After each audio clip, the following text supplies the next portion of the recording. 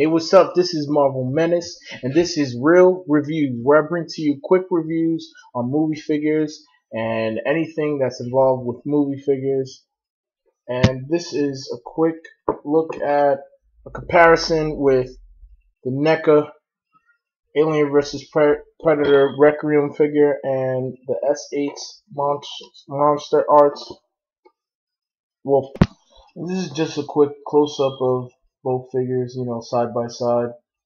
We can take a look at the height range, and just right there, that's a little shuriken that I added from a different Predator figure from the AVP series. I think is the first movie. Try to give him the same pose.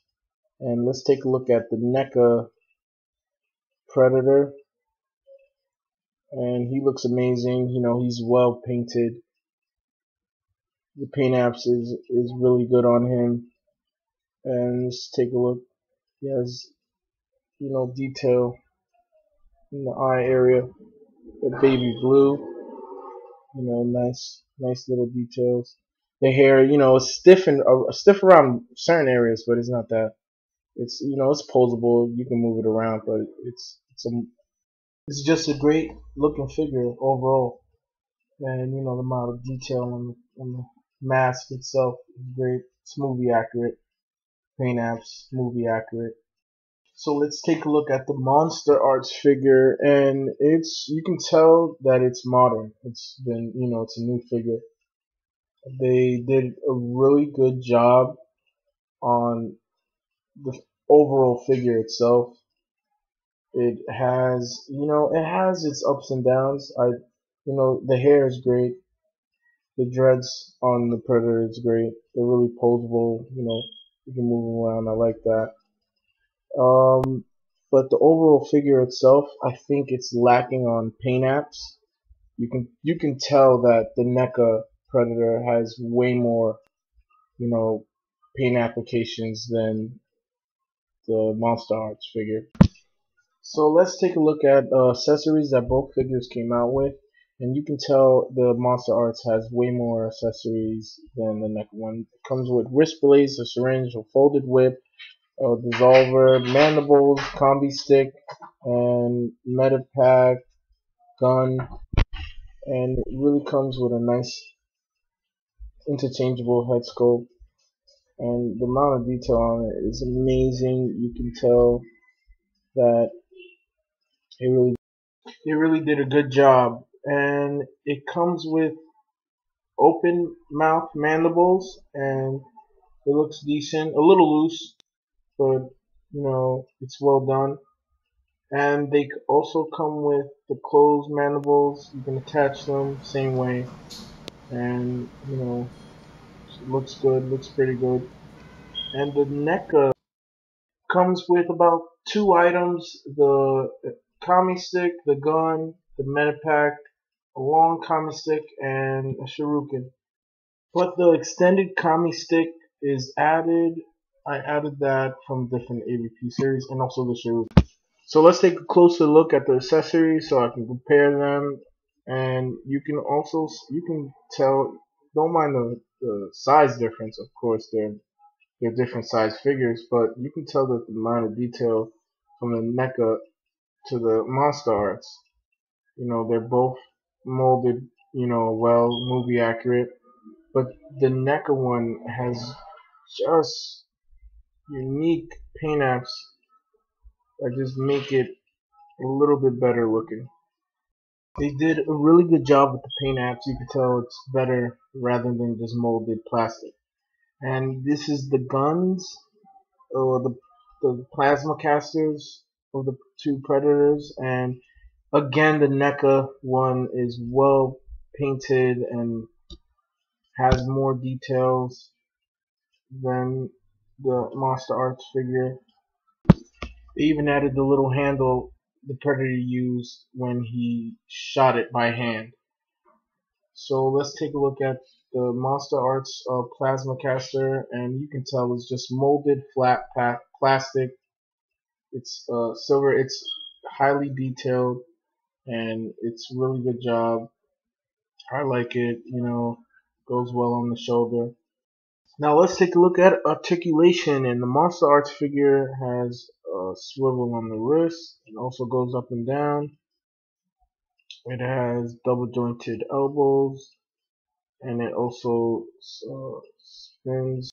Swivel on the upper arm, and it's ball jointed at the shoulders, and the head. Oh, see, this is the minor problem that this figure has.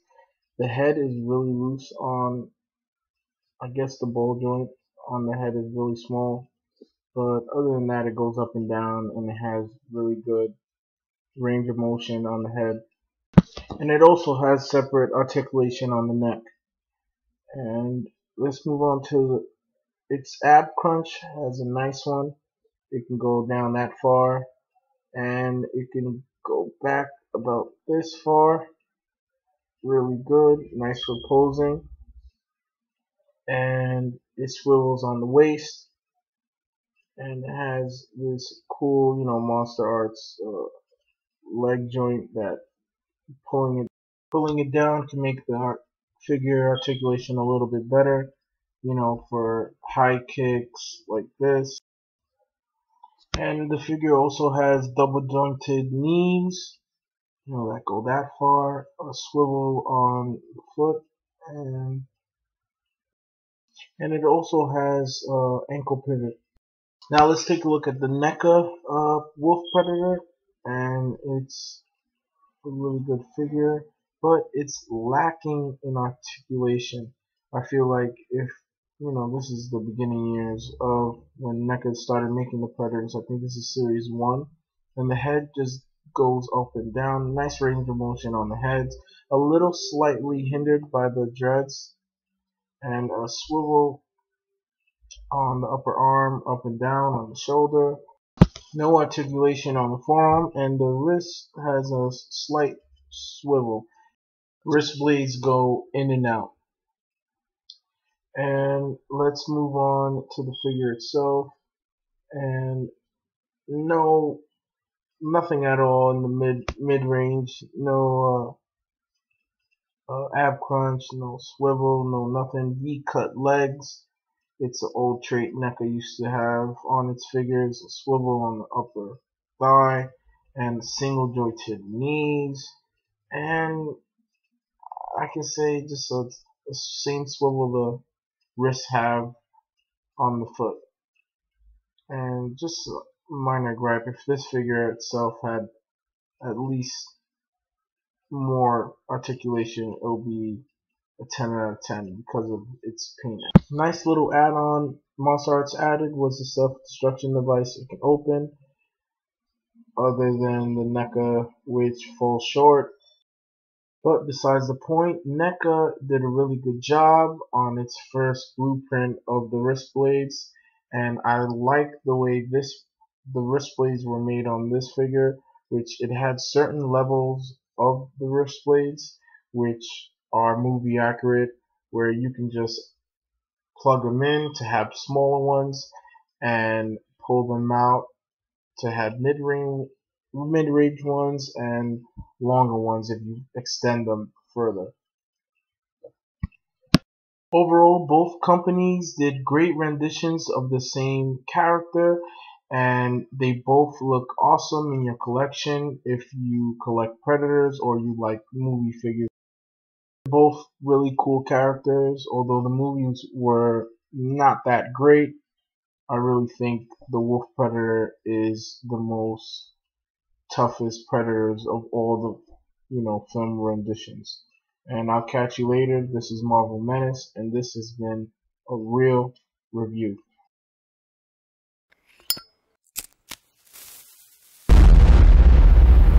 That's crispy.